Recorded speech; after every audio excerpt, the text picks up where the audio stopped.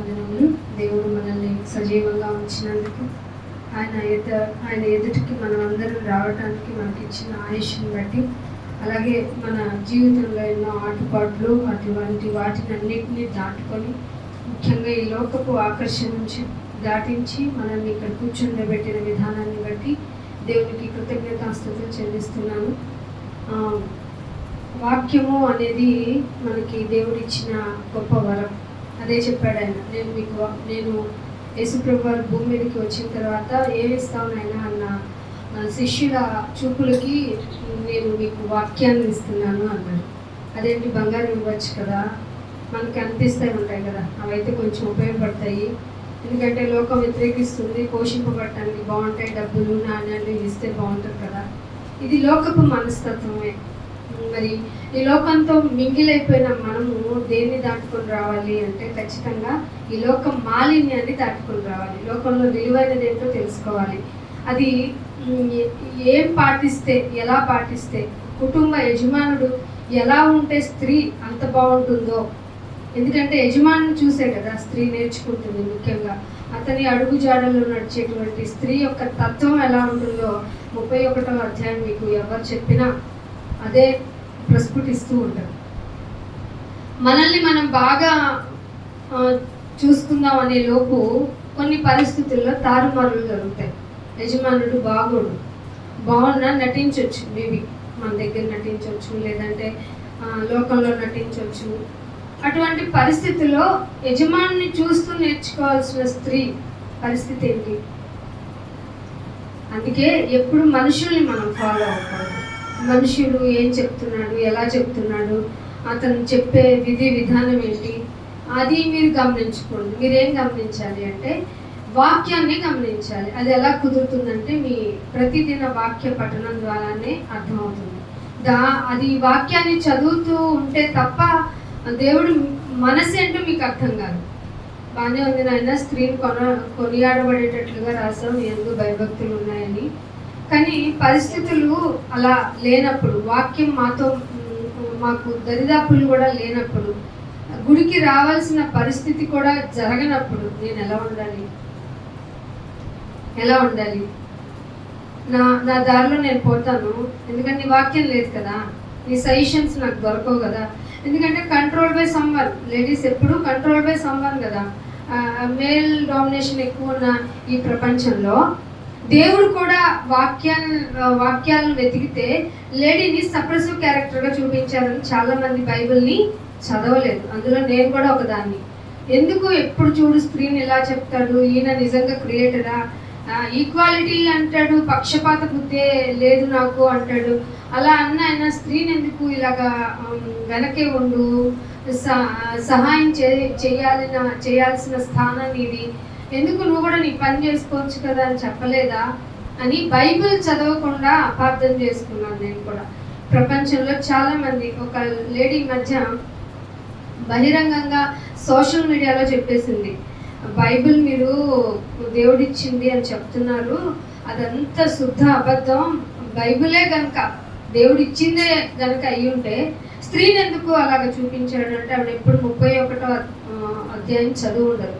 అంతేకాదు స్త్రీ గురించి మాట్లాడుతూనే ఆవిడ సౌందర్యం ఎలా వస్తుందో కూడా చెప్పించారు.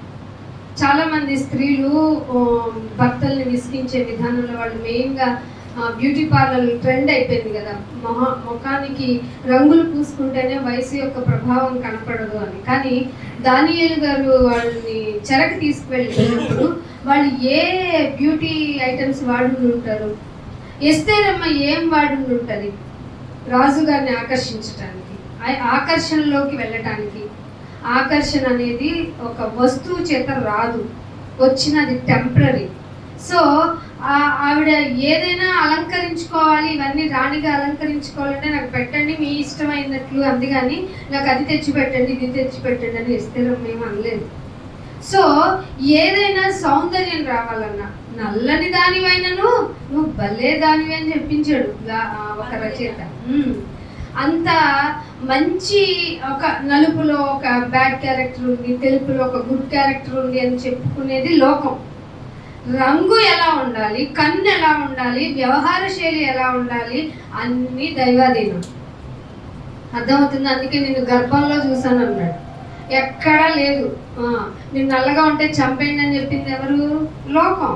ది డామినేషన్ ఆఫ్ ది నేషన్లో, అదే అమెరికాలో నల్ల వాళ్ళని చిన్న చూపు చూస్తారు. ఇక్కడ అనుకోండి ప్రతి ఒక్కరిని ఒక మనిషి ధనికుడు కాకపోతే వాటికి నల్ల చూపే, చిన్న చూపే. ఒక వ్యక్తి చిన్న క్యాస్టింగ్లో వచ్చేటప్పటికి చిన్న చూపే. అసలు మనిషి ఒక ఈక్వాలిటీని కంపేర్ చేసుకునే విధానంలో చూసుకున్నప్పుడు తనకంటే చిన్న స్థాయిలో ఉన్నవాడు ప్రతి ఒక్కళ్ళు చిన్న చూపే. చిన్న స్థాయి అనే అసలు మీకు ఈ లోకంలో భేదమైన వారు దేవుని సన్నిధిలోనికి వచ్చేటప్పటికి ది గ్రేట్ పర్సనాలిటీస్ అనే వాక్యం ఉంది అనేది మరుగున చేసేసింది మన క్రైస్తవ్యం. అందుకే చాలామంది మీరు దీవెన పొందాలంటే మీకు ఇల్లు ఉండటం గొప్ప, మీకు బిడ్డలు ఉండటం గొప్ప, మీకు ఎక్కువ ధన సంపదలు ఉండటం గొప్ప, మీరు ఆశీర్వదింపబడిన వారు అంటే ఎవరు అంటే లాజర్ని చూపించలేదు ఎవరు. క్రైస్తవ్యం ఎక్కడ తప్పిపోయిందో తెలుసా? లాజర్ని చూపించకపోవడం వల్ల. లాజర్కి ఏముండింది? ఒక గుడిసెన్న ఉండిందా? లేదు. తనకి సపోర్ట్ చేసే హాస్పిటాలిటీ ఉండిందా? అంటే తనను బాగు చేసుకోలేని పరిస్థితి, అంటే కుక్కలు వచ్చి నాకేస్తున్నటువంటి దుర్దశ. క్రైస్తవ్యాన్ని బాగా అపార్థం చేయడంలో మన వాళ్ళే మొదలయ్యారంటానికి కారణం ఏంటంటే దొంగ అపోస్తులు వచ్చేసారు. ఈ దొంగ అపోస్తులు ఏం చేశారంటే, అమ్మ మీరు బ్లెస్సింగ్, ఆడవాళ్ళని ఎక్కువ ఏం చూపిస్తారంటే మీకు ఎక్కువ బంగారం అంటే ఆశ, మీరు ఎక్కువ డబ్బులు అంటే ఆశ, ఎక్కువ బట్టలు అంటే ఆశ అని మన మీద బ్లేమ్ చేశారు. కానీ అసలు వీక్నెస్ వాళ్ళకి. అంటే ఇక్కడ ఏదో నేను వేరియేషన్ చేసి చెప్పట్లా, వాళ్ళని చూసి నేర్చుకునే వేళల్లో డంబంగా ఉండడం ఎలా చూసి నేర్చుకున్నారంటే యజమానుని చూసే నేర్చుకుంటారు. మరి అలా నేర్చుకోకూడదు. యజమానుడు లోకస్తుడైతే మరీ డేంజర్ కదా. అందుకనే ఒక మాట చూపిస్తాను చూడండి. సామెతల గ్రంథంలోనే ఇప్పుడు చదివిన మాట 31వ అధ్యాయంలో 30వ వచనం చదవండి. ఏమిటట? ఒక వరుడిని నువ్వు ఎందుకు మీ వైఫ్ ని చూస్ చేసుకోవడానికి కారణం ఏంటని పెళ్లిలో అడిగి చూడండి. క్వశ్చన్ ఎవరన్నా చాలా అందంగానే ఉందండి, నచ్చిందండి కదా. పెళ్లి సమాచారాలు చెప్పేటప్పుడు, పెళ్లి మెసేజ్లు చెప్పేటప్పుడు చాలా మంది గొప్పగా భార్యగా నువ్వు లోబడి ఉండాలి అని చెప్తారు కదా. మంచిదే చెప్పడం. కానీ బైబిల్ ఏం చెప్పింది? వరుణ్ణి క్వశ్చన్ చేసినప్పుడు వరుడు వచ్చే ఆన్సర్ ఏముంటుంది? నచ్చిందండి. ఎందుకు నచ్చింది? ఆవిడ వ్యవహార శైలి నచ్చింది అని చెప్తారా? నాన్నగారితో ఒక వ్యక్తి గురించి, ఒక స్త్రీ గురించి మాట్లాడేటప్పుడు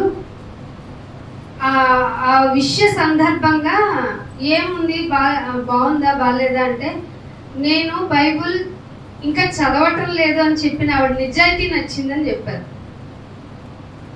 ఒక స్త్రీని మనం సంబంధం కలుపుకోవడానికి వెళ్ళినప్పుడు ఏమిటి బైబిల్ గురించి కూడా ఏం తెలియదు, భయభక్తులు తెలియదు అంటే, నేను చదవటం లేదన్న నిజాయితీ ఉంది చూసావు, అది నచ్చింది అన్నారు. మనమైతే చదవట్లేదైతే వద్దు సంబంధం. మీకు కావాలి దేవుడు చూసేది ఇది నిజాయితీ, యథార్థత తీసుకొచ్చి పెట్టుకోవాలి కదా. అందరూ మనం ఒకప్పుడు అన్యులమే కదా. అందరూ అన్యులు అయినప్పుడు నేను ఆ లోకాన్ని చవి చూసి వచ్చి ఇక్కడికి వచ్చి కృప వల్లనే నీతిమంతుడిగా తీర్చబడినప్పుడు, నాలో గొప్పేమీ లేనప్పుడు నేను ఎలా మంచిదాన్ని అవుతాను? ఇంకా రాని వాడిని చూసి నువ్వు చెడ్డోడు అని నేను ఎలా చెప్పే అర్హత ఉంటుంది? సో మనల్ని మనం జడ్జిమెంట్ చేసుకునేటప్పుడు ఎదుటి వాళ్ళతో మనం ప్రవర్తించే తీరు కూడా జాగ్రత్తగా ఉండాలి. In between wife and male and female characterisations లో వరుడు చెప్పే సమాధానం సొంత తప్పవుతుంది ఇక్కడే. కానీ బైబిల్ చదివిన ఒక విశ్వాస ఏం చెప్తాడు? అందం మోసం చేసేస్తుందా? ఖచ్చితంగా. మీరు చూడండి, ఒక 18 years బ్యాక్ మీరు ఎలా ఉండి ఉంటారు, ఇప్పుడు ఎలా ఉండి ఉంటాం? ఖచ్చితంగా మనల్ని చూస్తే అయ్యో ఎప్పటికీ ఎలా అయిపోయాము, ఇప్పటికి ఎలా అయిపోయాము. అప్పుడంటే మరి ఆ హీరోయిన్ లాగా ఈ హీరో లాగా. మన నాన్నగారు అన్న నన్ను చూసావు ఎట్లా ఉండేవాడినా, నిజంగా నేను చూస్తే ఈ చంద్రమోహన్ ఆయన అనుకునేవాడు. మా డాడీ ఏమైనా సినిమా యాక్టర్ అంటే గొప్పగా చెప్తున్నానని కాదు, అలా ఉంటాం. యవ్వనంలో ఉండే సెల్ డివిజన్ యొక్క ప్రాసెస్ అంత హెల్తీగా ఉంటుంది. ఆఫ్టర్ 50 వచ్చేసింది అనుకో, నీ సెల్ డివిజన్ 90% పడిపోద్ది. ఇంకా మనలో ఆ చార్మింగ్ ఉండదు, ఆ చురుకుదనం ఉండదు, ఏముండవు. ఏంటిరా అంటే త్వరగా నడవలేకపోతున్నాను, త్వరగా తినలేకపోతున్నాను, తిన్నది అరగట్లేదు, ఇలాంటివి వస్తూ ఉంటాయి. ఇవి మనం ప్రాక్టికల్గా అనుభవించేటప్పటికి మన సమయం అయిపోద్ది. ఇది నీకు తెలియకుండా ఉండకూడదని అందాన్ని ఏం చెప్పాడు దేవుడు? ఏంటంటే ఇప్పుడు వరుణ్ణి పిలిచి నాన్న అందం మోసం, నువ్వు గుణాన్ని చూసుకుని పెళ్లి చేసుకుంటే కొంచెం అన్నా అందంగా కనపడాలి కదండి అంటారు.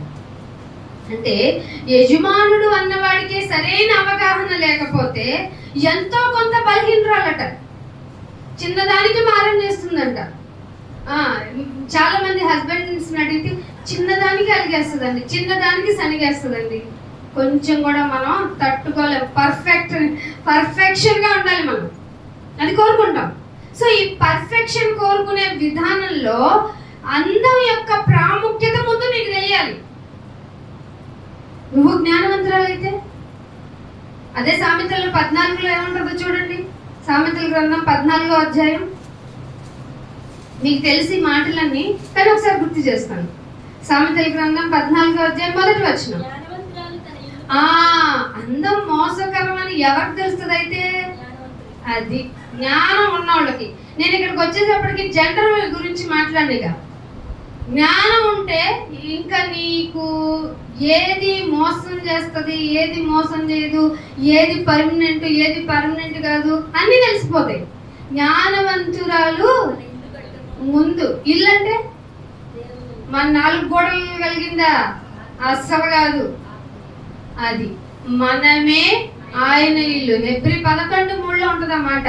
మనమే ముందు మనం పరిశుభ్రంగా ఉన్నాం అనుకో, అంటే ఇంటర్నల్ గా అబద్ధం ఆడకూడదు, మోసం చేయకూడదు, ఒకరిని ప్రేమించాలి, వాడు శత్రువునైనా ప్రేమించాలి. ఈ ఎసెన్స్ ఆఫ్ ది బైబిల్ ఉంది చూసారు, అదంతా మనం మైండ్ లో పెట్టుకొని ఉన్నాం అనుకో, ఎవరు మనం తిట్టినా మనం న్యూట్రల్ అవుతాం.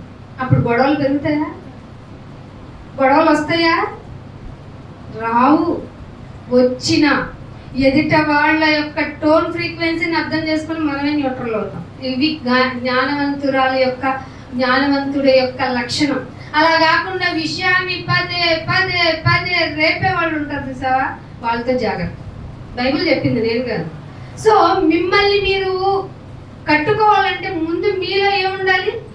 జ్ఞానం ఉండాలి. అది ఎక్కడ దొరుకుతుంది? మీకు చెప్పాను కదా 3వ అధ్యాయం సామెతల్లో. జ్ఞానం ఎక్కడ దొరుకుతుంది? నేనే జ్ఞానము. ఎవరైనా వాక్యమే జ్ఞానము.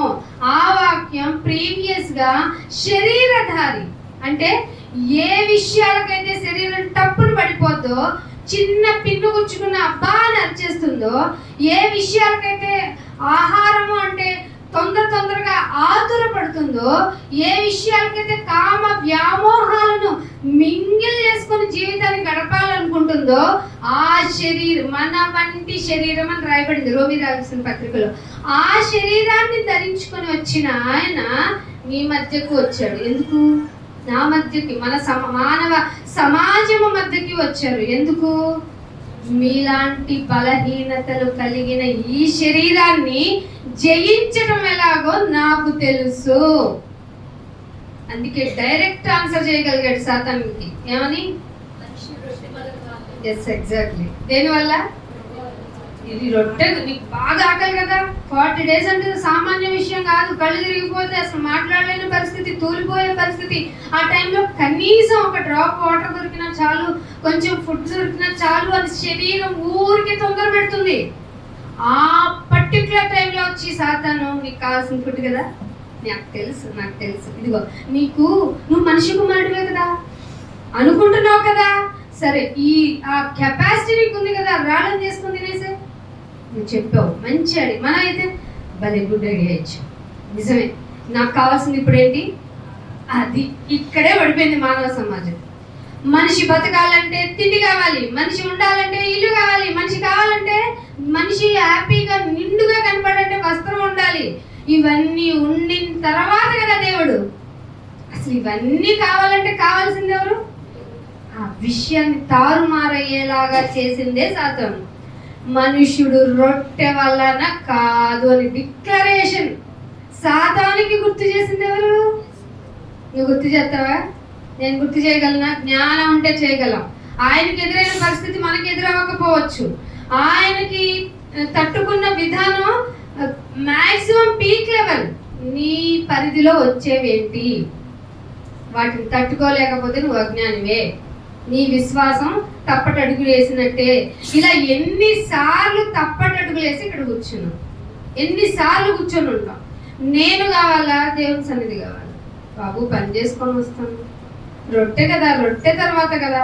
యేసు ప్రభువారు 40 రోజుల ఉపవాసం తర్వాత కూడా మానవ శరీరాకరమే, మనిషిలా బ్రతికిన ఆయనకి ఆకలేసింది, ఆయనకి నిద్ర వచ్చింది, ఆయనకి దుఃఖం కలిగింది. ఏడవలేదైనా? బాధపడలేదా? అన్నీ ఉన్నాయి. కానీ విషయం వచ్చేటప్పటికి, విశ్వాసానికి పరీక్ష వచ్చేటప్పటికి, నేను తిండి లేక ఆకలితో చచ్చినా పర్లేదు కానీ సాతాను నీకు ఆన్సర్ చెప్పాలి, నీకు గుర్తు చేయాలి. మనుష్యుడు రొట్టె వలన కాదు అన్న విషయాన్ని నీకు గుర్తు చేయాలి. మరి అలా మళ్ళీ క్వశ్చన్ వేస్తానని మళ్ళీ ఆన్సర్ ఇచ్చాడు. దేవుని నోట నుండి వచ్చు ప్రతి మాట, ప్రతి మాట. ఇది ఎవరి పాటించగలుగుతున్నాం? అందుకే జ్ఞానం ఉండాలి. మగవాళ్ళ యొక్క హృదయం చాలా హార్డ్గా ఉంటుంది. రీసెర్చ్ వైజ్గా కూడా వాళ్ళని తొందరగా డీల్ చేయలేం, వాళ్ళని తొందరగా మెప్పించలేం. వాళ్ళలో స్వాభావికంగా మూర్ఖత్వం ఉంటుందని బైబిలే చెప్పింది. సో ఎవరిని పట్టుకుంటే పని అవుతుందని చెప్పాడు దేవుడు. అందుకే సువార్తను మొదట ఎవరికి చెప్పారు? చెప్పండి, ఎవరన్నా ఆడాలు చెప్తున్నారేంటండి బాబు? మొదట యేసు ప్రభువు కనపడింది అమ్మకి. ఆ అమ్మకి చెప్తేనే కదా ప్రపంచం అంతా సువార్త సువార్త సువార్త అని చెప్పుకుంటున్నాం. మా మంచి వార్తని మళ్ళీ ఆ స్త్రీ జనరేషన్సే చెప్తుంటే బాధపడుతున్నామంటే నువ్వు చేదైన వేరు ఉంటుంది, త్వరగా బాగు చేసుకొని చెప్పండి. అర్థమైందా? సో స్త్రీ ఏంటంటే ఎంత గొప్ప గొడవనైనా తన యొక్క తెలివితో మాన్పించగలదు. అదే స్త్రీ గయ్యాలైతే ఎప్పుడు పడుతూ ఉండే వానలాగా గొడవ జరుగుతూనే ఉంటుంది. అంటే గొడవని రేపగలిగిన క్యాపబిలిటీ, గొడవని అమాంతం ఆపగలిగిన కెపాసిటీ స్త్రీ చాలా బాగా ఉండాలి. అందుకే ఎక్కువ శాతం కనబడని హైలైట్ చేయకపోవడం వల్ల స్త్రీ గురించి పక్షపాతం వచ్చేసింది చాలా మందికి. సో స్త్రీ చాలా జాగ్రత్తగా ఉంటే ఎటువంటి విషయాన్నైనా తను డీల్ చేయగలదు. అందుకే 31వ అధ్యాయానికి వచ్చి మొత్తం రాయించేశాడు ఆయన. అమ్మ మీరు దేని గురించి ఆలోచిస్తున్నారు? మేము బాగా అందంగా కనపడాలి కదండి. అయితే నీకు విషయం ఏమిటంటే అందం మోసం చేసేస్తుందమ్మా. మరి సౌందర్యంగా ఉండాలిగా. అంటే అందాన్ని కాపాడుకోవడానికి మెయింటైన్ చేయడమే సౌందర్యం. అర్థమవుతుందా? ఆ సౌందర్యం ఏం చేస్తుందట? అది కూడా మోసమేనా? వ్యర్థము. సౌందర్యం కోసం నువ్వు చేసే పనులు ఉన్నాయి, యాక్టివిటీస్ ఉన్నాయి. వ్యాయామం చేస్తే ఫిట్నెస్ గా ఉంటాయి, యోగా చేస్తే మరింత బాగుంటాను, నాకున్నవన్నీ బాగుంటాయి అనుకోవడం వ్యర్థము. అదే నీ భర్తకు కూడా చెప్పాలి. ఏంటే నువ్వేంటి రోజుకి ముసలిదానం అయిపోతున్నావు అంటే, నన్ను నువ్వు కూడా ముసలాడివే. ఎవ్వరం పర్మనెంట్ కాదు. అందంగా ఉన్న నేను, అందంగా ఉన్న నువ్వు పర్మనెంట్ గా పోతాం. కానీ మనలో చావనుంది చూసావా, దానికి వయసు లేదు. దాని గురించి మన ఇద్దరం ఆలోచించుకోవాలి. ఈ జ్ఞానం ఉందా? అందుకే జ్ఞానవంతురాలైతే ఇల్లు కట్టుకుంటారు. ఇల్లు కట్టుకుంటది. కొడుకు అడుగుతాడు, బిడ్డ అడుగుతుంది, అమ్మా నేను అందంగా కనపడాలి కదా, నాకు ఈ డ్రెస్ అట్రాక్టివ్గా స్లీవ్లెస్ కావాలి, కొనివ్వాలా? అసలు కొనివ్వడు. దాన్ని అమ్మకేం తెలుసులేవే అంటాడు వచ్చి హీరో ఆఫ్ ది ఫ్యామిలీ, ఎవరైనా యజమాని. అస్సలు మీకు తెలియదండి అని ఇంట్లో చెప్పుకోవాలి. ఈ వర్డ్ యూజ్ చేసేటప్పుడు జాగ్రత్త. మన మీద నిందలు వచ్చేది ఇదే. చాలా మంది ఏంటంటే మనకి ప్రైవసీ వచ్చేసింది కదా, మాట్లాడొచ్చు కదా అని బైబిలే చెప్పిందని వింటున్నాం కదా అని 10 మంది మగాళ్ళు ఉన్న చోట నోరు ఎత్తకూడదు. ఈ విషయాన్ని కొరింథీ సంఘంలో ఉన్నప్పుడు చెప్పడంని పట్టుకొని ఇప్పుడు నిజంగా ఆయన కొరకు నిజాయితీగా కష్టపడుతున్న స్త్రీల మీద వేళ్ళు వెళ్తున్నాయి. మనము ఎప్పుడు పట్టుకోవాలంటే ఇంకా కథ దాటిపోతుంది అన్నప్పుడు మనం పట్టుకోవాలి. అందాక ఎవరికి ప్లేసింగ్ ఇవ్వాలి? అర్థమైందా మీకు లాజిక్? అందుకే ఇంత చెప్తుంది నన్ను పద్దాక. మీకు తెలియాలి ఈ విషయం, ఆఫీస్లో కూడా సార్ ఎట్లా భరిస్తున్నారండి. ఎందుకంటే ప్రతిదానికి నేను కట్ చేస్తా. ఒక డౌట్ వచ్చింది, నేను ఏది మాట్లాడినా వర్క్ వైజ్గా మాట్లాడినా నేను రిఫరెన్స్ వైజ్గా మాట్లాడతాను. ఎందుకంటే హృదయం నిండిన దాన్ని బట్టే కదా, గొప్ప కోసం కాదు, ఉన్నది మాట్లాడుతున్నా. ఒక వ్యక్తి మీ బైబిల్లో ఏముందో తెలుసా? మీ మత్తయి సువార్త 58లో స్త్రీని మోహపు చూపుతో చూచివాడు వేరే స్త్రీతో వ్యభిచారం చేసినట్టే అని రాశాడు. అది ఎంత పాపం అని అన్నారు. అంటే నేనన్నాను, మీ పాపకి అబద్ధం ఆడరాదని ఎందుకు చెప్తున్నారన్నా అన్నాను. అంటే చెప్పకూడదు, తప్పు కాబట్టి. మరి దేవుడు అంటే క్రియేటర్ కదా, మరి బైబిల్ ప్రకారం క్రియేటర్ ఫాదర్ ఆఫ్ గాడ్ కదా, మరి గాడ్ అయిన ఫాదరు ఇంత డీప్గా వెళ్ళకపోతే కదా, వెళ్ళి చెప్పకపోతే తప్పని ఎలా తెలుస్తుంది? అసలు అది తప్పు అని నీకెవరు చెప్తే తెలిసింది? చాలా లాంగ్ డిక్లరేషన్ ఇచ్చాను ఆయనకి, ఒక 20 రెఫరెన్స్లు ఇస్తే ఇంకా దానికి రాలేదు. మీరు అలా తయారవ్వాలి. అందుకే ఒక మాట రాయించాడు బైబిల్లో, చూడండి. 1వ దశలోనిలకు రాసిన పత్రిక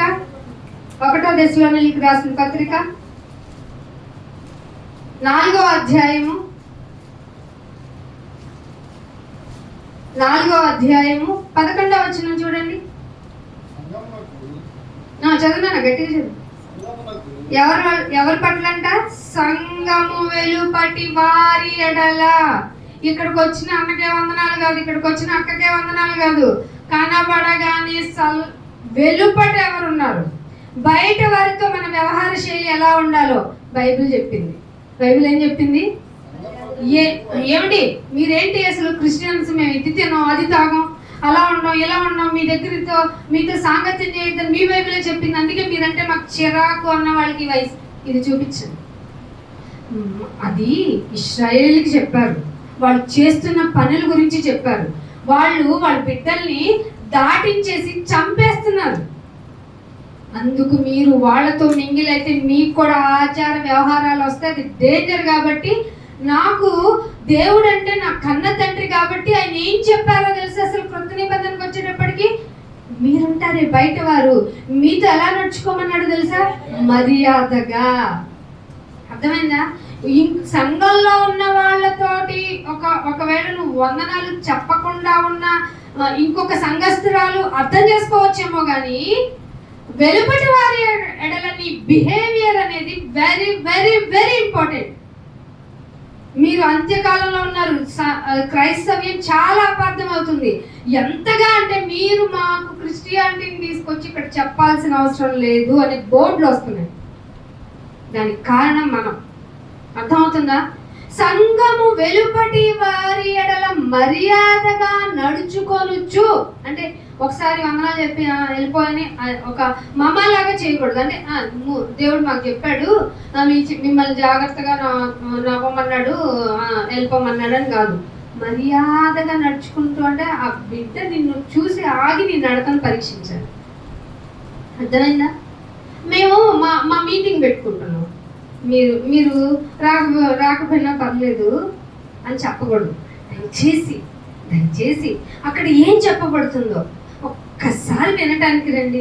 వినకపోయినా పర్లేదు, మేము ఫుడ్ మీరు మాకు ఇస్తారు కదా, మేము కూడా మీకు ఇస్తాము.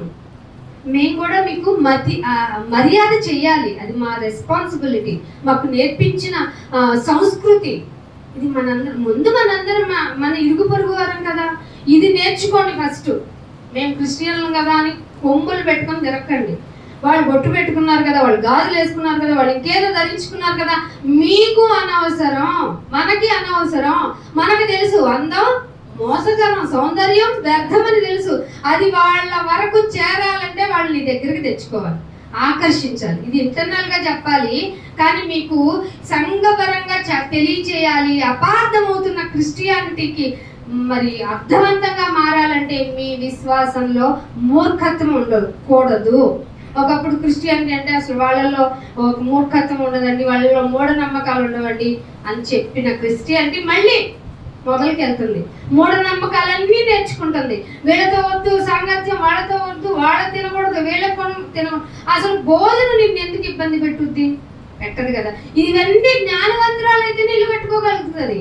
భర్త యొక్క వ్యవహార శైలి అంటే యజమానుడు భార్య భర్తగా ఉన్నప్పుడు భర్తే యజమానుడు. మరి పెళ్లి కాని వాళ్ళకి యజమానుడు ఎవరు? తండ్రే యజమానుడు. యజమానుని నీ ఇష్టం వచ్చినట్టు నువ్వు మాట్లాడకూడదు. మాట్లాడితే అది ఎవరికి ఇబ్బంది కలిగిస్తుంది? నిన్ను క్రియేట్ చేసిన దేవునికి. సో ఆ కంపారిటివిటీ అనేది దేవుడు పెట్టినప్పుడు మనం తలొక్కడం మనకి మంచిది. ఆయన అలా చెప్పాడు కాబట్టి నేను విన్ను అంటే నీకు ఖచ్చితంగా నీలో చేదు వేరు. కానీ పైకి వచ్చి ఎలా నటిస్తావు? వాక్యం బాగుంది, మంచి పాట పాడతా, మంచిగా ఆయన కొరకు పాట పాడి ఆయన ప్రేమించినట్టు నటిస్తున్నావు అని అర్థం. యేసు ప్రభువు దేన్నైనా సహిస్తారేమో కానీ వేషధారణని అసలు సహించరు. అందుకే సంఘము వెలుపటి వారి ఎడల మర్యాదగా నడుచుకొంచు మీకేమి కొదవ లేకుండా. ఇక్కడ ఈ మాట ఎందుకు వచ్చిందంటారు? మీకేమి కొదవలేదు అని మాట ఎందుకు వచ్చిందంటే ప్రతి దానికి ఏదైనా లోటు ఉంటే ఎవరి మీదకి వెళ్తాం మనం? తెచ్చేవలేదు. కూరగాయలు సర్ది తెస్తావా? తెచ్చేవలేదు. వాళ్ళు చేసే లోపాన్ని ప్రాక్టికల్గా చూపించాలి. వాళ్ళు అస్సలు మీది ఇది తప్పు అంటే భరించలేరు. అర్థమవుతుందా? అలా అని వైఫ్ని మీరు డీల్ చేసే విధానంలో ఆ బలహీన ఘట్టను ఏ విషయమైనా పర్ఫెక్ట్గా ఉండాలనుకుంటారు. సామాన్యంగా స్త్రీ పర్ఫెక్ట్గా ఉండాలనుకుంటుంది. ఈ పరంపర జీవన ప్రమాణంలో సాగుతున్నప్పుడు మీకు కొదువలు కలుగుతాయి. మీ అన్యోన్య సహవాసం కరెక్ట్గా సాగాలి అంటే మీకేమి కొదువ లేనట్టు కనబడాలి. అంటే కొదువు ఉంది అనేది తెలిస్తే ఏంటి? మీకేం దేవుడు చెప్పాల, మీరు నన్ను నమ్ముకుంటే సర్వం సుఖమయము అని. మీకు అర్థమవుతుందా? మీకు లోటులు కలిగించేలాగా సాతాను దేవుడి దగ్గర పర్మిషన్ తీసుకొని వస్తుంది. ఈ లోపు మీ ఇద్దరు కొట్టుకోకూడదు. అర్థమవుతుందా? అది ఏ విషయంగానైనా చాలా మంది పిల్లలు లేరు కదా, నీదే లోపం అంటారు. అసలు లోపం ఎవరి దగ్గర ఉంటుందో తెలుసా? ఆడపిల్లే పుట్టిందని చంపేశాడంట. ఆడపిల్ల పుట్టడానికి కారణం వాడే అంటే మళ్ళీ వేపు ఇబ్బంది. చంపేసినోడికి ఇంకా మర్యాద ఇవ్వాలా? ఒక ఆడపిల్ల పుట్టడానికి మగవాడి యొక్క ఉన్న డామినేటెడ్ జీన్ వల్లనే కలుగుతుంది, వై క్రోమోజోమ్ వల్లే. ఈ పాఠాలన్నీ మీకు తెలిస్తే తప్ప మీరు జ్ఞానవంతులు కాలేరు. ఒకవేళ భర్త ఎందుకే మళ్ళీ ఆడపిల్లలు అన్నామంటే నాదేముందయ్యా దేవుడు ఇచ్చిన ఏడవకూడదు, బికాస్ ఆఫ్ యూ అని చెప్పాలి. ఆ వ్యవహారం అంతా భర్తకి తెలియచేయాలి. లేదంటే ఎవరైనా తెలిసిన వాడు డాక్టర్ దగ్గరికైనా తీసుకెళ్ళాలి. ఇలా అంటున్నాడని దానికి భర్త అన్నాడని తండ్రి అన్నాడని ఊరేసుకొని చచ్చిపోకూడదు. నీకెవరు ఇచ్చారు భవిష్యత్తుని? దేవుడు ఇచ్చాడు. నువ్వెవరికి తీసేసుకోవడానికి? ఇలాంటివన్నీ చెప్పడం వల్ల బైబుల్ దేవుడు చాలా సైకో. ఎందుకంటే ఆయన నమ్మకపోతే ఏం చేయమన్నాడు? నరకంలో పడేసేయండి అన్నాడు. కానీ ఏం చేయకపోతే నరకంలో పడమన్నాడు? నాయన నరకం మీకోసం కాదు, మిమ్మల్ని భ్రమపరుస్తున్న సాతానుకి కదా. మరి సాతాను సంబంధులు వెళ్తారు, నువ్వు సాతాను సంబంధివి కాదు అంటే నా మాట విని తీరాలి నాయన. నీకు భూమి మీద వ్యవహారం అంతా నీకు భ్రమ కలిగిస్తుంది. దాంతోపాటు మేల్ క్యారెక్టరైజేషన్ ఫీమేల్ క్యారెక్టరైజేషన్ నేను ఇచ్చినప్పుడు మీ ఇద్దరు ఈక్వల్ అనేది ముందు మీకు తెలియాలి. నేను రాయించాను, పద్ధతులు రాయించాను, ఎలా బ్రతకాలో చూపించాను. సంఘపు వెలుపటి వారి ఎడల అన్నప్పుడు నీ ఫ్యామిలీలో ఉంటారా? సో వాళ్ళతో మరింత మర్యాద నువ్వు నేర్చుకోవాలి. నీవైనా నేనైనా వారి ఎడల మర్యాద నేర్చుకుంటే నిన్ను దేవుడు ఎంత బాగా పెంచుతున్నాడో నీకు అర్థమవుతుంది. నువ్వే అమాయకంగా ఉండి, నువ్వే సౌందర్యానికి ప్రాముఖ్యతనిచ్చి, నువ్వే అందం అంటే అని చెప్పి నా కోడలు అందంగా లేదు అందంగా ఉందని ఒకళ్ళు ఇలా అందం కోసం ప్రయారిటీ ఇచ్చిన నీకు అది మోసకరం, వ్యర్థం అని ఎలా తెలుస్తుంది మరి? అందుకే ఇంకో మాట చూపిస్తాను చూడండి. యాకోబు రాసిన పత్రిక 1వ అధ్యాయం 11వ వచనం మీకు తెలుసు.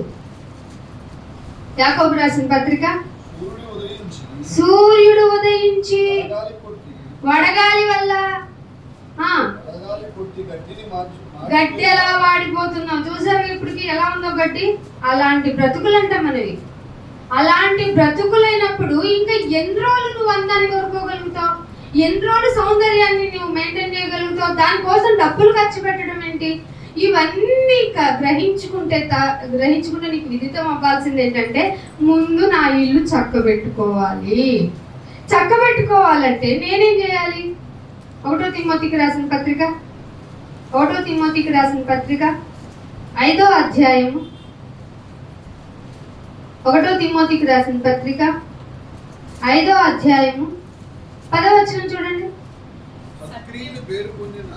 సత్క్రియలకు పేరు పొందిన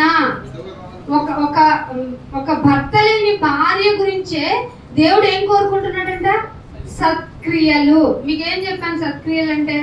అమ్మ, మాత, అన్న, దానం అంటే వాడికి నిన్న వండిన అన్నం ఇంకా సేపట్లో పాడైపోయి అన్నం పెట్టేదన్న సత్క్రియ అంటే వాక్యముతో కూడిన క్రియ. ఎలా చేస్తాం? భరించడం అవుతుందా? మీ సహనం ఇంట్లో వాళ్ళకన్నా తెలుస్తుందా? పోనీ సకల జనులు పక్కన పెడదాం, ఇంట్లో వాళ్ళకి తెలుస్తుందా? అవ్వదు. చూసారా మనం ఎంత వెనుకున్నామో? అందుకే సత్క్రియలకు పేరు పొందిన విధవరాలు అయినా సరే ఏం చేయాలట? పిల్లలను పెంచాలి. అమ్మ విధవరాలు ఏం పెంచుద్ది అని అనకండి. బైబిల్ ఎంత పర్ఫెక్ట్గా ఉందో చూడండి. జాలి పడమంటలేదు, సత్క్రియలు చేయాలి. ముందు సత్క్రియ విధానంలో పిల్లల్ని పెంచుకుంటూ ఉండాలి. ఆవిడ విధవరాలకే ఆ మాట చెప్పాడు అంటే భర్త ఉంటే ఇంకెంత బాగా నువ్వు పర్ఫెక్ట్గా చేయాలి. నీకు సపోర్ట్ ఉంది. విధవరాలను కూడా ఆయన ఏం చెప్పాడు? నువ్వు సత్క్రియ చేయాలి, పిల్లలను పెంచాలి అని చెప్పాడు. అంటే నీకు తల్లి, పిల్ల, అత్త, మామ, భర్త, ఇంకా సపోర్టివ్ క్యారెక్టర్స్ అంతా ఉంటే నువ్వెంత బాగా ఈ ఫ్యామిలీని లీడ్ చేయాలి. ఏం చేస్తున్నారు చెప్పండి? భర్త ఏమో ఇంకొక భార్య వైపు చూస్తున్నాడు, భార్య ఏమో ఇంకొక భర్త వైపు చూస్తుంది. ఇలా చూస్తూ భర్త అంట గుర్రం సకిలించినాడు, సకిలిస్తున్నాడంట. నీ సకిలింపు నాకు వినబడింది అంటున్నాడు మలాకి గ్రంథంలో. ఎలా సకిలిస్తున్నారంట? పిలవటం.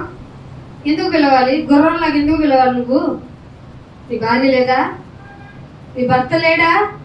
మొన్నే న్యూస్ విన్నాం, ఒక చదువుకోమ్మా, చదువుకొని తొందరగా జాబ్ చేసుకునిరా అంటే వైఫ్ ఏం చేసిందంట? 6 ఏళ్ళ భర్త ఉన్నాడంట. ఎందుకంటే 18 ఏళ్ళకి పెళ్లి చేస్తారు, నాకు ఆ భర్త నచ్చలేదు, నేను వేరే అతన్ని పెళ్లి చేసుకుంటాను, ఇంట్లో డీల్ పెట్టిందంట. పిలిచారు, ఇంటికి పిలిచి మెడగా విసికి చంపేసి హార్ట్ అటాక్ వచ్చి చచ్చిందన్న. తెలియొద్దా న్యాయ అన్యాయాలు? ఒకసారి కుటుంబ వ్యవస్థకి గనక నువ్వు కట్టుబడితే పరాయి వాడు తండ్రి అయినా సరే ఆమె దూరంలో ఉండి మాట్లాడాలి. నువ్వు ఎందుకు మనుషుల మధ్య డీలింగ్స్ వస్తున్నాయి? అఫ్ కోర్స్ కోర్టులు చెప్పొచ్చు అక్రమ సంబంధాలు ఏమంత తప్పు కాదని. బైబిల్ దేవుడు ఒప్పుకోడు. నువ్వు జాగ్రత్తగా ఉండాలి. ఎట్లాగైనా నీ ప్రవర్తనే నాకు ఇంపార్టెంట్. మరి ఇక్కడికి వచ్చి ఏం నేర్చుకుంటావు? ఎందుకు వస్తున్నావు? వాక్యం దారి వాక్యందే, నా దారి నాదే, వాక్యానికి నా జీవితానికి ఏంటి సంబంధం అని అడుగుతావా? అడగొచ్చు అలాగా? అసలు నీ జీవితం బాగుపడటానికే కదా వాక్యం అనేది. నువ్వు ఎలా ఉండాలో చెప్పడానికే కదా వాక్యం అనేది. వాక్యంతోనే నీ అడుగు పడాలి, వాక్యంతోనే నీ అడుగు తీయాలి, అసలు నీ కన్నులతో కూడా నిబంధన చేసుకోవాలని చెప్పిన బైబిల్ని, వాక్యం బైబిల్ ఆరాధనలోకి వచ్చినంత మాత్రం వరకే అని అనుకుంటున్నారా? గుర్తుపెట్టుకో, నువ్వు కూడా ఎప్పటికైనా నీ అందం మోసమే, నువ్వు మెయింటైన్ చేసే సౌందర్యం వ్యర్థమే. ఆకు ఎండిపోతే వడగాలికి ఎండిపోయిన గడ్డి ఎలాంటిది, అలాంటి జీవితాలు మనవి. అలాంటి జీవితాన్ని పెట్టుకొని ఏ వ్యవహారాన్ని నడపాలనుకుంటున్నాం మనం? మన జీవితంలో దేనికి ప్రయారిటీ ఇవ్వాలనుకుంటున్నాం? కలిసి భార్యాభర్తలు కలిసి ప్రార్థన చేసుకుంటే, భార్యాభర్తలు కలిసి దేవుని మాటలు చెప్పుకుంటే ఒకరి పట్ల ఒకరికి మర్యాద రాదా? అసూయ ఎందుకు వస్తుంది భార్య పట్ల? భర్తకి ఎందుకు అసూయ వస్తుంది? భార్యకి ఎందుకు అసూయ వస్తుంది? భార్యకి ఎందుకు అనుమానం వస్తుంది? వాక్య ప్రకారంగా ఎలా బ్రతకాలో నీ జీవితం ఇంప్లిమెంట్ కానప్పుడు ఖచ్చితంగా ఇద్దరి మీద దేవుడు అభియోగం మోపుతారు. అందుకే అంటున్నాడు, మళ్ళీ ఏం చేయాలంట? ఆవిడ విధవరాలైనా ఆవిడ ఏం చేయాలంట? పరదేశులకు ఆతిథ్యం ఇవ్వాలి. ఏమండి, ఆవిడికే చెప్తే మరి ఫ్యామిలీతో ఉన్న నేను ఇప్పుడు వండి పెట్టలేను, నా వల్ల కాదని వచ్చా? ఆతిథ్యం ఎందుకు ఇవ్వాలి? మనలో ఉన్న ప్రేమ నిన్ను వలే నీ పొరుగువాడి యొక్క బాబు నాకు డ్రెస్ నచ్చింది అన్నాడు అనుకో, నాకు ఆ పైకోట్ నచ్చింది అంటేనంట ఉన్న దాంతో పాటు ఇంకొకటి కూడా ఇచ్చి పంపించాలంట. ఇంకేమో ఇది నాకే, నేనే కష్టపడి డబ్బులతో కొనుక్కున్నా, నాకే చక్కగా చూసుకోవడానికి కొనుక్కున్నా, వాళ్ళకి ఎందుకు ఇచ్చావే అని అడగొచ్చా భర్త? చూడండి, సమన్వయం లేకపోతే ఫ్యామిలీలో మీకు ఇబ్బందులు ఈ జన్మలో కాదు, నరకంలోకి వెళ్ళిన తర్వాత కూడా మీరు ఎవరి మీద మీకు మీరే అపయోగం చెప్తారు. భూమి మీద ఉండగానే చెప్పుకోలేదా మన గ్రాండ్ ఫాదర్ గ్రాండ్ మదర్స్? ఏం చెప్పాడు దాదాపు గారు? ఇదిగో చూసావా ఇచ్చిన స్త్రీ ఆడేం చెప్పుద్ది, ఏదో తప్పు చేశానయ్యా, నాకు టెంప్టింగ్ అనిపించింది, నేను తినలేకపోయానందా, తినేసానందా, కానీ తినాలన్న ఆశను కోల్పోయాను, నేను జారాను, తప్పు చేసి దయచేసి క్షమించు అని నోటితో ఏమైనా ఒప్పుకునిందా? ఏమనింది? సర్పం నువ్వు చేసావు కదా, అప్పుడు సర్పానికి కాళ్ళు ఉన్నాయి. చాలా మంది అడుగుతారు, ఎక్కడన్నా పాము మాట్లాడిద్దా? మాట్లాడిస్తాడు ఆయన, అవసరం అయితే గాడితో కూడా మాట్లాడిస్తాడు. అది క్రియేటర్ బాబు. మనం క్రియేట్ చేసుకున్న దేవుడు కాదు.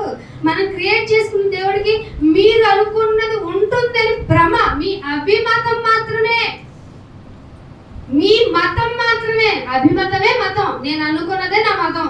అర్థమైందా? నేనే నా ఆజ్ఞ చెల్లాలనుకున్నది మూర్ఖత్వం. కానీ దేవుడు ఏం చెప్పాడంటే నేను ఎవరితోనైనా మాట్లాడించగలను. మీరు నాకు ఏమన్నా ప్రైజింగ్ చేయరా? ఈ రాళ్ళను తెచ్చి నేను చేస్తాను తెలుసా? రాళ్లతో రాళ్ళు ఏమన్నా మాట్లాడతాయా?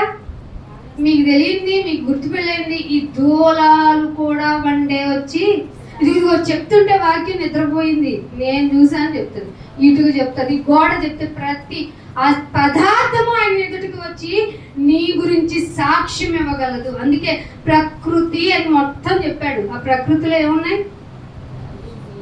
పంచభూతాలు, గాలి, నింగి, నేల, నీరు, నిప్పు, ఇవన్నీ వచ్చి నీ గురించి చెప్తాయి. ఇంత ఉంటే బైబిల్లో నువ్వేం నేర్చుకుంటావు? ఏం చెప్పుకుంటావు? ఇంటికి వెళ్ళి గొడవలు ఏంటి? మీకోసం ఫ్యామిలీ ప్రేయర్ శుక్రవారం పెట్టిన, శనివారం నలిగిపోండి అని కుటుంబాలుగా వచ్చి ఉపవాసం చేసుకుని మీ గురించి మీరు ఏడ్చుకొని ఆదివారానికి పరిశుద్ధంగా కనపడండి అంటే ఇట్ట ప్రార్థన అవగానే గొడవలు మొదలెట్టుకుంటాం.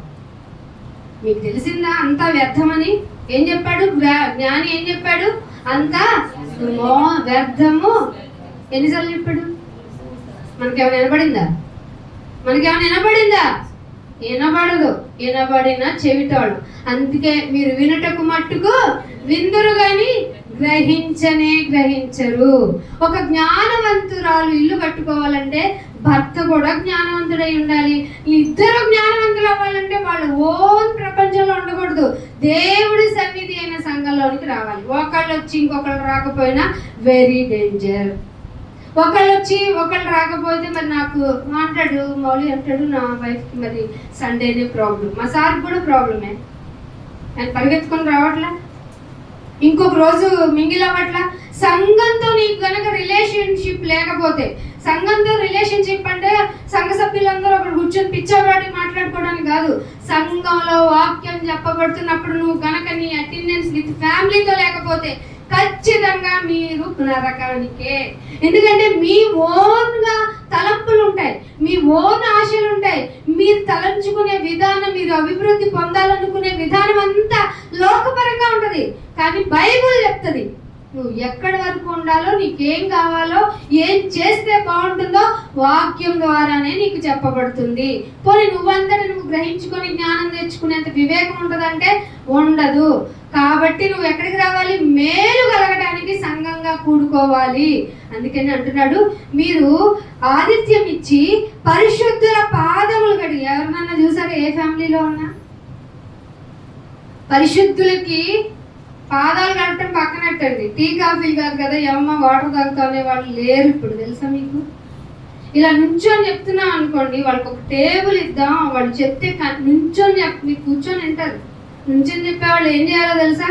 మైండ్తో ఆలోచించాలి, తర్వాత ఏంటో గుర్తుపెట్టుకోవాలి, మీకు ఏం కావాలో అర్థం చేసుకోవాలి, ఇన్ని రన్ అవుతూ బయటకు వచ్చి చెప్పాలి. మళ్ళీ టైం ఫిక్షన్ ఒకటి మాకు. ఆతిథ్యం ఇచ్చే జాతి ఉందా మానవ జాతి? ఇక్కడ జ్ఞానం ఉంటే కలుగుతుంది. అందుకే పరిశుద్ధుల పాదాలను కడిగి శ్రమ పడే వారికి సహాయము. ఏ విధంగా శ్రమ పడే వాళ్ళకి? ఆహారానికి, పని పథకానికి వెళ్ళేవాళ్ళుగా ఏదో ఉందిగా, ఏంటది? పనికి ఆహారమా? ఆ పథకాన్ని పిలిచి బాబు మజ్జిగ ఉన్న పుణ్యకారం మీద ఇమ్మంటారా? ఇవ్వాలి, మంచిదే.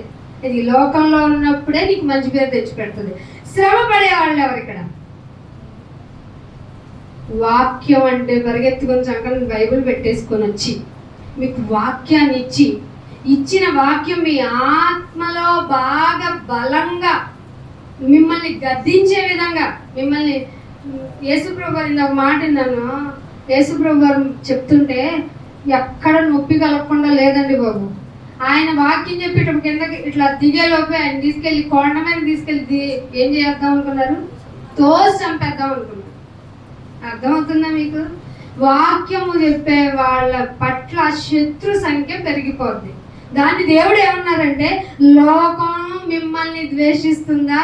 మీరు రిమైండ్ పెట్టుకోండి ఏంటంటే ఫస్ట్ నన్నే ద్వేషించింది. అర్థమైందా? సో మీకు పాజిటివ్గా మీకు పిలిచి రెడ్ కార్పెట్ వేసి అమ్మ ఇంకొక గంట చెప్పండి అనేవాళ్ళు దొరకరు. కానీ చెప్పేవాళ్ళే మాకు టైం ఇవ్వండి, ఇదిగో మేము వాక్యమే చెప్తాం, మేము మా ఖర్చులే పెట్టుకుంటాం, మీరు ఫుడ్ కూడా పెట్టొద్దు. మేము ఎందుకంటే వెళ్ళిన చోట కూడా ఫుడ్ తినకుండా వచ్చేది వీళ్ళు తినడానికి వస్తారా అనే మాటలు విని ఏడుపు వచ్చేసింది. వీళ్ళు డబ్బు ఏదో లాభం ఉండకపోతే మీటింగ్లు ఎందుకు పెడతారు అనే వాళ్ళు కూడా చూస్తున్నాం. సో పౌలు గారు ఎలా చేశారు అని చూస్తే నా సొంత ఖర్చులతో అనే పదప్రయోగం చేశారు చాలా చోట్ల.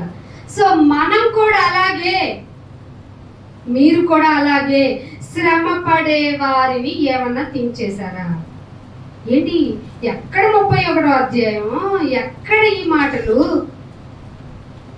యజమానులైన వారు ఇద్దరు ఈక్వాలిటీ పొజిషన్ మెయింటైన్ చేస్తుంటే సంఘము యొక్క వెలుపలి వారి ఎట్లా మీ ప్రవర్తన ఏంటి? ఒకవేళ ఫ్యామిలీలో నువ్వు సపోర్టివ్ పర్సన్స్ తోటి ఉన్నా, ఒకవేళ నువ్వు వెధవరాలైనా నువ్వు ఏం చేయాలో తెలుసా? నీకు ఎన్ని పనులు ఉన్నాయో తెలుసా? సంఘానికి ఆతిథ్యం ఇవ్వాలి, పరిశుద్ధులకు ఆతిథ్యం ఇవ్వాలి, పొరుగు వారిని నువ్వు మర్యాదగా నడుచుకోవాలి. తర్వాత ఏం చేయమంటున్నాడు? శ్రమ పడే వారికి సహాయము. ఏంటి బల్ల తీసుకుని వెళ్ళిపోతే కుదరదా? తర్వాత ప్రతి పని మొదలవుతుంది. ఎందుకు చేయాలి నాయన? ఎందుకు చేయమంటావు? ఇవన్నీ నేను ఎందుకు చేయాలి? యేసు ప్రభువారు ఊరి వెలుపల ఎలాగూ శ్రమ పడెనో అని యోహాన్ గారు ఆయన ఎలాగూ శ్రమ పడెనో మనము కూడా అలాగే శ్రమ పడ బద్ధులము అంటే ఈక్వల్. నువ్వు కూడా శ్రమ పడవలెను. ఎవడైనా క్రైస్తవుడు అయినందుకు శ్రమ అనుభవించి తీరాలి. అగ్ని పుటములో ఎలా అయితే అది కరిగించిన తర్వాత దాని బ్రైట్నెస్ బయటపడుతుందో, శ్రమ అనే కొలిమిలో నేను పరీక్షించి నిన్ను మంచివాడిగా బయటకు తెచ్చేది నేనే. చెప్పింది బైబిల్. అది మీరేమనుకుంటున్నారు?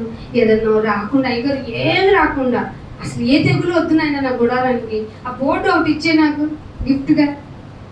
బోర్డుకు తగిలించిన తర్వాత ముందు వెనక కొన్ని మాటలు చెప్పాడు ఆయన. నువ్వు నా మాటను శ్రద్ధగా వినాలి, దాన్ని పాటించాలి, గ్రహించిన దానివైతే చేయాల్సిన వాటిలో ఇవన్నీ ఉన్నాయి. పరిశుద్ధులకి సపోర్ట్ చేయాలి, శ్రమ పడే వారికి సహాయం చేయాలి. ప్రతి సత్కార్యము ఏంటా సత్కార్యం? తెలిసి సెలవు కప్పడమా? అది మనకిష్టమే, మనం చేసుకునే మర్యాద. ప్రతి సత్కార్యం అంటే సత్యముతో కూడిన కార్యాన్ని చేయబూనుకున్న వాళ్ళై ఉండాలి. ఇలాంటి వాళ్ళు దేవుడి దృష్టిలో వెధవరాలనే కాదు, వెధవరాలతో పాటు మిగతా వాళ్ళకి కూడా ఎగ్జంప్షన్ లేకుండా చెప్పిన పనులు. ఒక స్త్రీగా నువ్వు వెధవరాలనే నా విషయంలో ఇన్ని పనులు చేయమన్నావు, మరి నీకు అంత సపోర్టివ్ క్యారెక్టర్ ఉన్నప్పుడు నేను ఏ పని చేయలేకపోతున్నానయ్యా తండ్రి అంటే ఎలా కుదురుతుంది? నీకు మరింత కఠినమైన తీర్పు. దేవుడు యొక్క వాక్యము కలిగిన మనుషుల మధ్య నేను ఉంచాడు అంటే నీకు ఎంత బ్లెస్సింగ్ ఆ క్యారెక్టరు. నలుగురు మద్యం తాగే వాళ్ళతో కలిసి నువ్వు కూర్చున్నా నిన్నేమంటారు? కాదా ఏంటి? తాటి చెట్టు కింద కూర్చుని కళ్ళు తాగినా వాడు కూడా అంటారట. మరి సత్క్రియాలు ఏంటో అని తెలిసిన నీ కుటుంబం రోజు గొడవలు పడుతూ ఉందనుకో, రోజు తిట్టుకుంటా ఉన్నారనుకో, అసలు బయటకు వచ్చేసి పబ్లిక్ గా మిమ్మల్ని మీరు తిట్టుకుంటున్నారు అనుకోండి, మిమ్మల్ని సంఘానికి రానియొచ్చా? కానీ రానివ్వాలి. మాకు కాదు కదా లెక్కప్ చెప్పాల్సింది. ఎవరికి? కొట్లాడుకోండి, అయితే బాగా కొట్లాడుకోండి. తీర్పు మరి కఠినమైన తీర్పు. అసలు మామూలు తీర్పునే ఆయన ఎదుటిని మనం భరించలేమే, మరి కఠినమైన తీర్పుని ఆయన ఎదుటి నువ్వు తట్టుకోగలవా? అందుకే అంటున్నాడు, ఒక మాట చూపిస్తాను. మలాకీ గ్రంథము 3వ అధ్యాయము 2వ వచనం.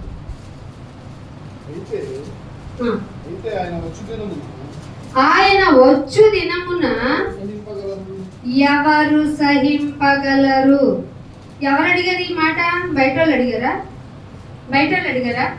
ఆయన వస్తాడు, వస్తే అవును బాబు మేము తప్పు చేసాం, అప్పుడు అడుగుతాంలే క్షమాపణ అనుకుని మొద్దులు చాలా మంది అండి. వాళ్ళు తోలు మందం అనాలో వాక్యం ఎందుకు వాళ్ళ హృదయాల్లో పనిచేయట్లేదో అర్థం కావట్లేదు. కానీ దేవుడు ఏం చెప్పాడు తెలుసా? వాళ్ళు విని వాక్యాన్ని పాటించరు, అందుకే వాళ్ళకి ఏం చెప్పినా అర్థం కాదు. కానీ బైబిల్ ఏం క్వశ్చన్ చేస్తుందో తెలుసా? అయితే ఆయన వచ్చు దినాన్ని ఎవరు సహింపగలరు? ఆయన అగపడగానే, ఆయన కనిపించగానే ఎవరు ఓర్చుకోగలరు? అసలు ఆయన కంశాలికి ఎలాంటి వాడంట? అగ్ని వంటి వాడు, చాకలికి సబ్బు వంటి వాడు. కంశాలకి అగ్ని లేకపోతే పని జరగదు ఎట్లాగో, చాకలి అతనికి సబ్బు లేకపోతే మురికి ఎలా వదిలించలేడో, అలాంటి క్యారెక్టర్ అయినా, నీలో బూజున్నా, నీలో అతిక్రమం ఉన్నా, నీలో ఎంత ఘోరమైన మగిలున్నా ఆయన చూసినప్పుడు నువ్వు భరించలేవు. కానీ ఒక ఛాన్స్ ఇచ్చాడు, నేను వచ్చేలోపు నిన్ను నువ్వు క్లీన్ చేసుకో. ఈ లోక మాలిన్యము అంటించుకోకుండా బ్రతకటమే నిష్కలంకమైన భక్తి. చేస్తున్నావా? అసలు నీకు ఎలా అర్హత ఉంది? నీకు భయం అనిపించట్లేదా? నీ హృదయ గద్దెన, నీ గద్దింపు, ఎందుకు ఇలా బిహేవ్ చేసి మందిరంలోకి వస్తున్నావు, ఎందుకు ఇలా ఉంటున్నావు అని నీ హృదయం నిన్ను గద్దించడం లేదా? గద్దించినా నటించడానికి ఎక్కడికి వచ్చావా? అయితే మరి కఠినమైన తీర్పు కదా. అయినా దేవుడు నీకు ఆయుష్నిచ్చి, అయినా నిన్ను ఈ మనుషుల, ఈ సమాజం నుండి వేరుపరిచిన సంఘంలోకి ఉంచాడంటే నీకెంత ఛాన్స్ ఇచ్చాడని అర్థం.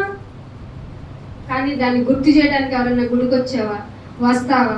రావండి. ఈయన పద్దాకా నన్ను అడుగుతాడేంటి, నన్ను రమ్మంటారేంటి, నాకు ఎన్ని పనులు ఉంటాయి, నేను పెడతాడా ఏంటి? అంతేనా? ఇప్పుడు నేను అడిగాను అనుకోండి మన తమ్ముడిని, ఏంటి రావట్లేదు ఏంటి అన్నాను అనుకో, అక్క ఎన్ని ఈఎంఐస్ ఉన్నాయి తెలుసా అంటాడు. నేను సైలెంట్గా నోరు మూసుకుంటాను. అంతే కదా.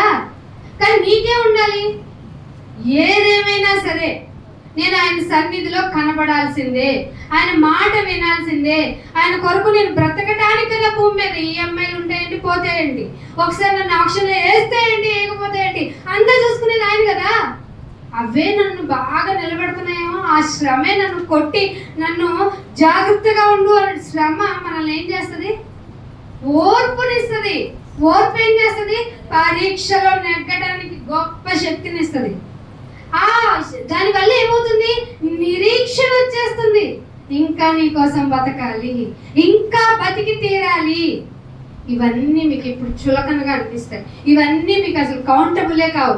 వన్స్ ఈ సెకండే నీ ప్రాణం పోతే ఈ మాటలు విని అక్కడ ఏడుస్తావు. అందుకే దేవుడు మీ మధ్య ఎవరి నుంచాడో తెలుసా? సత్యాన్ని ప్రకటించే వాళ్ళు ఇంకా ఉన్నారని చెప్పడానికి. సంఘం అంటే డమ్ములు కొట్టడం కాదు, సంఘం అంటే అరుపులు కాదు, సంఘం అంటే కేకలు కాదు, సంఘం అంటే గోల కాదు. సంఘం అనగా సత్యమునకు స్తంభం అని చూపించడానికే ఇక్కడ శాలేమ ప్రార్థనా మందిరంలో దేవుడు కొంతమంది ఎంచుకున్నారు. మీరు బలపడండి. వాక్యం ద్వారా కనుక మీరు బలపడితే మీరు ముసలోళ్ళైనా ఖర్జూరపు చెట్టు వలైన మొవ్వ వేస్తారు. మీరు ఆలోచించకండి, అయ్యో వయసు అయిపోతుంది, అయ్యో సౌందర్యం పోతుంది, అయ్యో అందం లేదని బాధపడకండి.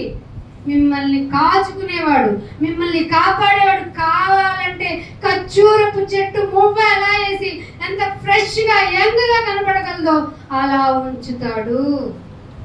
ఉండాలని లేదా?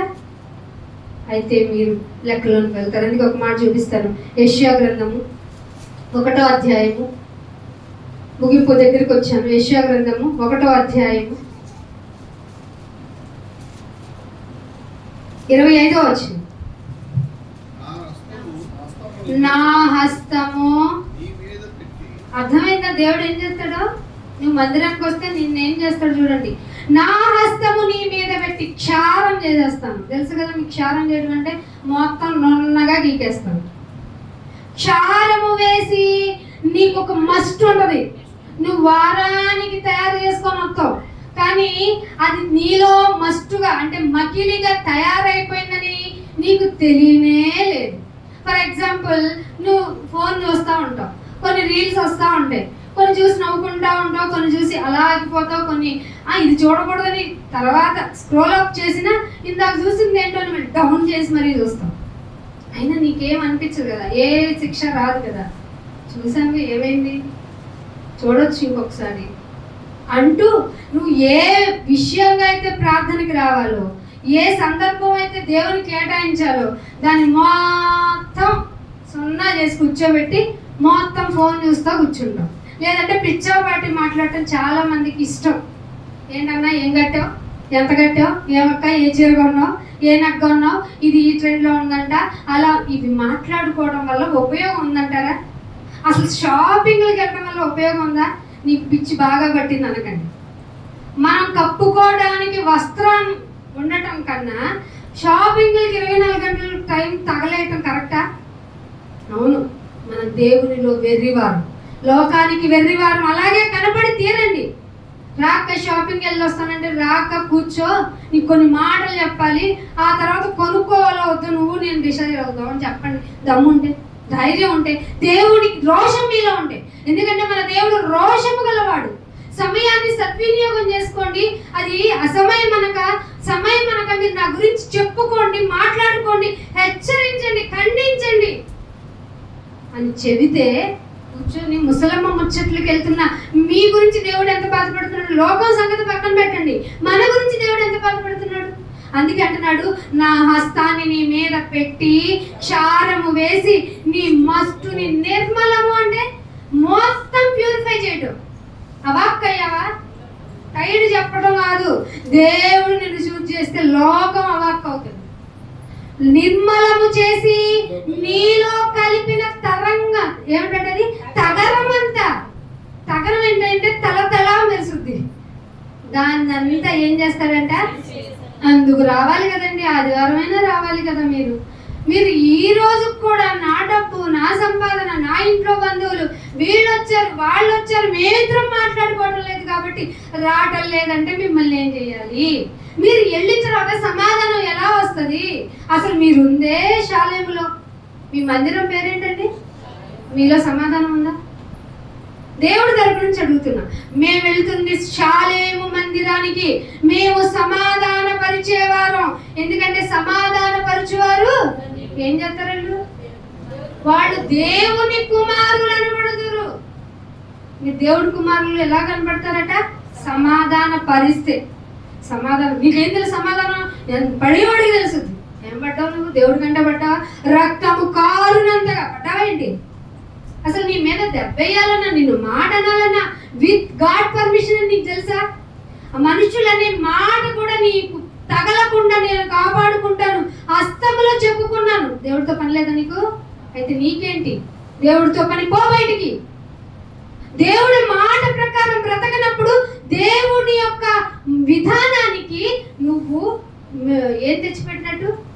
నేను చెప్పలేదు, నేను రమ్మంట. మీరు తప్పు చేసినారండి, మీరు ఏం చేసినారండి అని చెప్పేది నేను, ఈ సంఘ కాపర్లు మొత్తం చెప్తాం. కానీ దేవుడు చెప్తున్నాడు, నా మాట్లాడుకోవడానికి, నా గురించి పాటలు పాడుకోవడానికి నీకేంటి పని? నీకెవరు చెప్పారని అంటున్నాడు దేవుడు. మీరు చేయాల్సిన పని చేయకుండా, మాట్లాడిన విధానంలో ఉండకుండా మీరు ఎందుకు వస్తున్నారు ఇక్కడికి? మార్పు రాదా? ఇన్ని సంవత్సరాలు నీ జీవితంలో చిన్నప్పటి నుంచి పెరిగావు అనుకున్నావు ఇక్కడే. నువ్వు ఏం మార్పు తెచ్చుకోకుండా ఎట్లయితే లోకంలో మనుషులు నడుచుకుంటున్నారో అలాగే నడుచుకుని ఇక్కడికి వస్తున్నావంటే నువ్వు వేషధారి కాదు. నీ వల్లే కదా అన్ని జనుల్లో నా నామం చండాలం అయిపోయింది అన్నట్లు. ఎందుకు నువ్వు ఇలా ప్రవర్తిస్తున్నావు? నువ్వు గ్యారంటీగా గొర్రె చర్మం కప్పుకున్న తోడేలు. సంఘాన్ని జాగ్రత్తగా ఉంచాలంటే ముందు మనం జాగ్రత్తగా ఉండాలి కదా. అందుకే అంటున్నాడు, నీలో మస్టుని తరంగాల్ని ఇంకేం చేస్తున్నాడు? క్షారం చేసేస్తా నేను నువ్వు ఇక్కడికి వస్తే. అంటే క్షారం చేసేటట్లు మాటలు చెప్పిస్తున్నా. నేను చెప్పాను, డైరెక్ట్గా ఆయన వచ్చి మాట్లాడితే మనం ఎవ్వరం బతకం. మనల్ని కొంతమందిని ఆయన అరేంజ్ చేసుకొని మన ద్వారా ఆయన ప్రతిమలాడుతున్నాడట. పౌలు గారు చెప్పాడు, మా ద్వారా దేవుడు ప్రతిమలాడుకొనున్నట్లుగా ఉంటుంది ఒక్క కొరింథీయుల్లో అనుకుంటా. అలా ప్రతిమలాడిస్తుంటే ఆయన మాట చులకనయ్యిందా? నేను మీకు ఇంత దగ్గరగా ఉన్నందుకు నేను చులకనగా ఉన్నానా? మారరా? మీరు మారరా? ఒక్కసారి ఆలోచించండి. దేవుడిచ్చిన ఛాన్స్ని వినియోగించుకోవడానికి మనం బతికుండటమే అని ఇచ్చిన ఛాన్స్. మీరు ఆరాధించాలనుకున్నప్పుడు ఏం పెట్టుకుని ఆరాధిస్తున్నావు? నైనా నేను ఇంకా చండాలంగానే ఉన్నాను, నాకు ఆయుష్నిచ్చు, నా బ్రతుకు లోకానికే చిరాగ్గా ఉంది, కానీ నన్ను ఇంకా బతికే ఉంచు, నాలో ఊపిరినే ఉంచు. నాయనా జ్ఞానవంతురాలట ఇల్లును కట్టుకుంటుందట. నా ఇల్లు కట్టుకున్నాను ఎలాగో తెలుసా? ఇసుక మీద. అదేమవుతుంది? తుఫాన్ వస్తే పడిపోద్ది. అలాంటి విశ్వాసంలో ఉన్నాను. కానీ నేను నా భర్త జ్ఞానవంతులుగా ఉండాలి. మేము సంఘానికి వచ్చే మా కుటుంబ సభ్యులంతా జ్ఞానం కలిగి ఉండాలి. ఆ జ్ఞానం కలిగి ఉండాలంటే నీ మందిరంలోకి ఉండాలి. నీ మందిరంలో ఆవరణంలో ఉండుట ఒక రోజు గడపడం. ఇప్పుడు ఎన్ని రోజులు ఎక్కొట్టారు మీరు అనుకున్నాం? ఏమండి, నాకేం తెలియదు. నేను మౌళిని రామౌళి ఇవాళ బతి రేపన్నా అంటాను, అన్నను కూడా అలాగే అంటాను, నిన్ను కూడా అలాగే అంటాను. రోగం వచ్చి మన వాకబిలిటీ లేనప్పుడు రాకపోవటం తప్పు కాదు. అసలు ఛాన్స్లన్నీ ఉండి కుదిరితే నీ బంధువులందరినీ వేసుకుని ఇక్కడికి రావాలి కదా. ఎందుకు రావటం లేదంటే నీలో జ్ఞానం లేదు, నువ్వు నమ్ముకున్న దేవుని గురించి నీకే అవగాహన లేదు. మరి సంఘపు వెలుపటి వారి ఎడల నీ మర్యాద ఏముంటది? ఆతిథ్యం ఏమి ఇవ్వగలుగుతావు? మర్యాద ఏమి ఇవ్వగలుగుతావు? నీ మాట తీరే బాగున్నప్పుడు అసలు నువ్వు ఆరాధన ఎలా చేస్తావు? ఆయన ఏమన్నాడంటే మీరేమి ఇవ్వలేరు, మీ జీవఫలం ఇవ్వండి, దాన్ని యాక్సెప్ట్ చేస్తానని. మరి ఆ నోటితో ఎలా చెప్పగలరు జీవఫలం అంటే? నోటితో చేసే ప్రార్థన. మా పాట ఎలా పడతాను చెప్పండి? చక్కగా స్వరం రాగా ఉండాలి, ఆత్మీయత ఉంటుందా? నాయన నేను దీన్ని అనుభవించి పాడుతున్నాను అన్నట్టు ఉంటుందా? ఆలోచించు. మామూలుగా భక్తుడు అన్నాడు, నాయన నేను పాట పాడిన తర్వాత రాత్రి వెళ్ళి నా పడక మీద ఆలోచించాను, నేను పాడిన పాటకి నా బతుకుకి కరెక్ట్గా ఉందా అని ఆలోచించుకున్నాను. నాయన మీరు అలా చేశారా? మనం అలా చేస్తున్నాం. అసలు మన ప్రవర్తన బాగున్నప్పుడు ఏమని ఆరాధిస్తాం చెప్పండి? బలి కోరుకోలేదు, ఏం కోరుకోలేదు?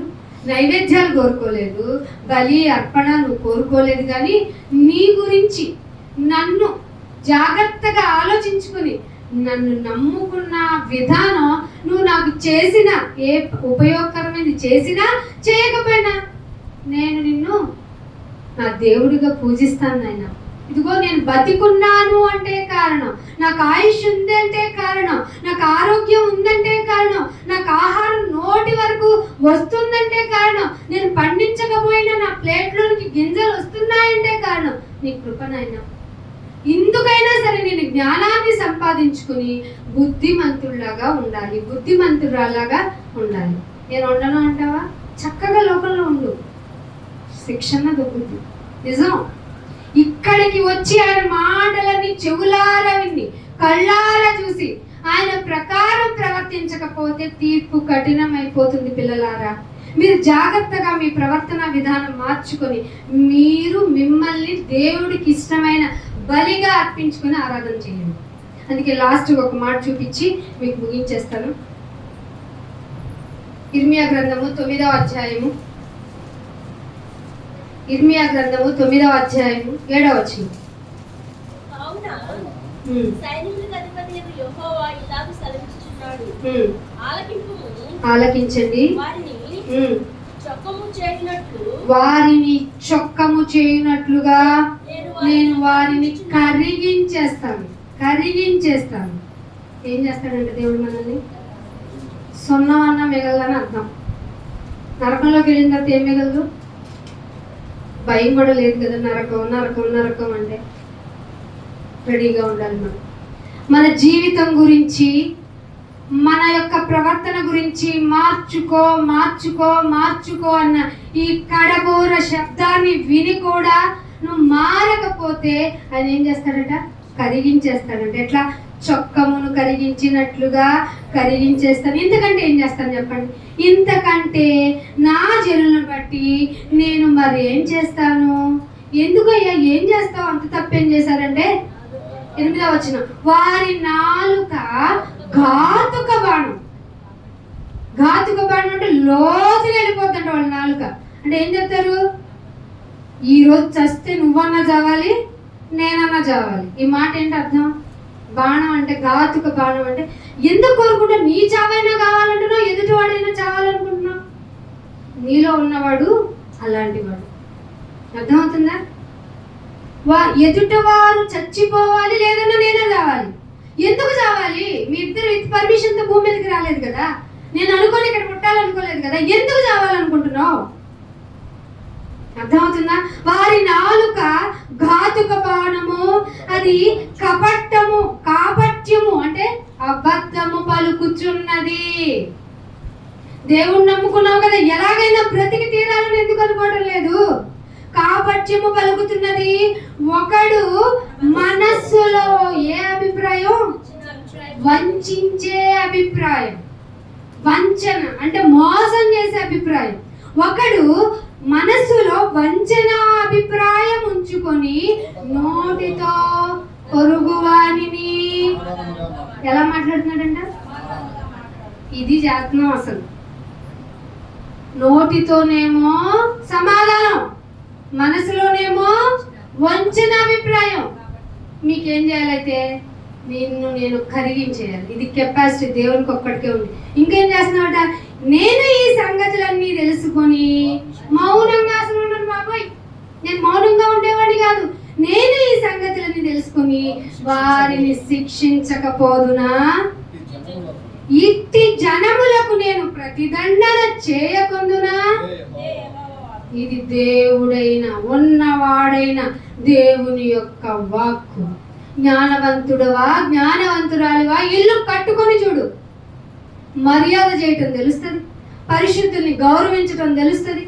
నాకు ఇంత చక్కటి అవకాశం కల్పించిన దేవుడికి మరింత బాగా బ్రతికి చూపించాలని రోషం పుట్టుద్ది. అలా కాకుండా ప్రార్థన అంటే ప్రార్థన చేసి, ఆరాధన అంటే ఆరాధన చేసి, పాట అంటే పాట పాడి చక్కగా పబ్లిక్ లో మంచి దైవ భక్తుడిని అని చూపించుకొని ఇంట్లోకి వెళ్ళి గొడవలు పడతావా? నీలో అసమాధానం ఉంచుకొని, వంచన అభిప్రాయం ఉంచుకొని, లోతైన బాణాలు వదులుతున్న నీ నాలుకను చూసి నిన్నేం చేయొచ్చు?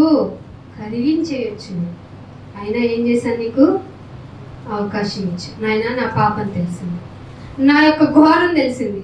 యవ్వనుడుగా ఉన్న నా జీవితం ఎలా వంచనకు గురవుతుందో తెలిసి కూడా నన్ను నేనే మోసం చేసుకుంటున్నా. నాకు ఆయుష్నిచ్చావు.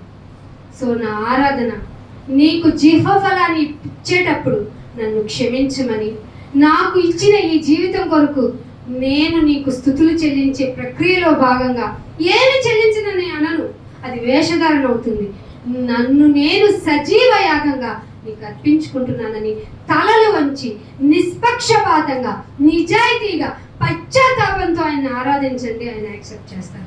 లేదా మీ ఆరాధన మీకే బాణంగా తిరిగి మిమ్మల్ని కరిగించేస్తుంది, నిర్మూలన చేస్తుంది.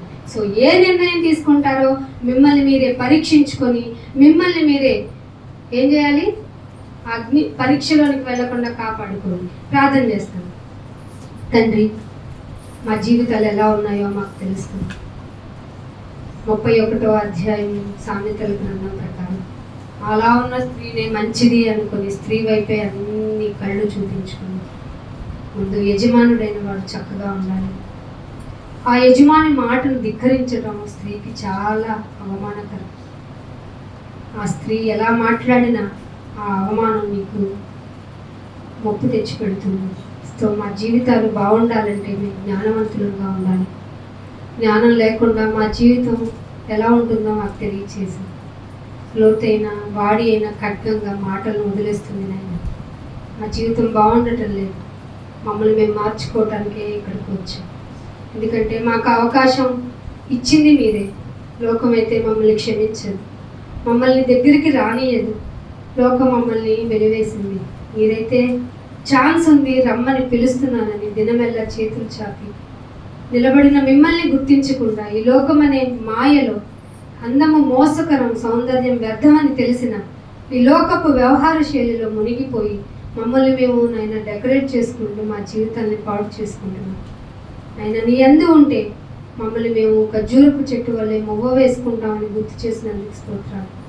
సమాధానం పరుచుకోకుండా, మా జీవితాలు మార్చుకోకుండా అసమాధానంగా నైనా మా కుటుంబాలుగా మేము ఇక్కడికి వచ్చి ఉంటే దయతో క్షమించండి. ఒకరినొకరు గౌరవించుకోవటం, ఒకరికొకరు మర్యాదనిచ్చుకోవటం, ఒకరికొకరు ఆతిథ్యం చేయటం, అలాగే సంఘపు వెలుపటి వారి వల్ల మరింతగా మేము జాగ్రత్త కలిగి ప్రవర్తించటం మాకు నేర్పించండి. మేము నీ కొరకు బ్రతకాలి, నీ కొరకు మాత్రమే బ్రతికి తీరాలి. ఈ జన్మ యొక్క ప్రారంభము, ఈ జన్మ యొక్క అంతర్యము ఇదే కనుక అది తెలుసుకొని మేమందరం బ్రతుకుటకు మమ్మల్ని సిద్ధపరచమని, ఇదిగో ఇక్కడ ఉన్న ప్రతి ఒక్కరి ఆత్మలను నీకు అప్పగిస్తూ వారిని మీ ఆధీనంలో ఉంచుకోమని యేసుక్రీస్తు వారి పరిశుద్ధమైన నామమున ఈ ప్రార్థనను అడిగి వేడుకుంటున్నాం తండ్రి. అందరికీ వందనాలు. Thank you all of you. God bless you.